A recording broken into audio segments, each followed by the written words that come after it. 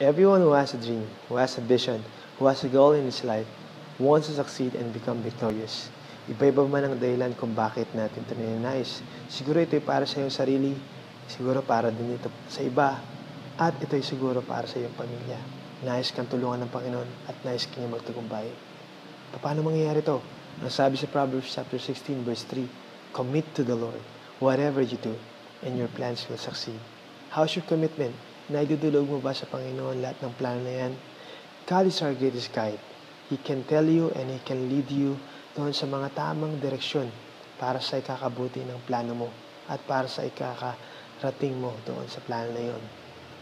Siguro may mga plano ka pa sa iyong buhay na hindi maayos at di maganda. God is our greatest coach. He can tell you kung ano yung mga bagay na dapat ayusin doon sa plano na yun. Paano mo siya makakausap? Just pray to Him.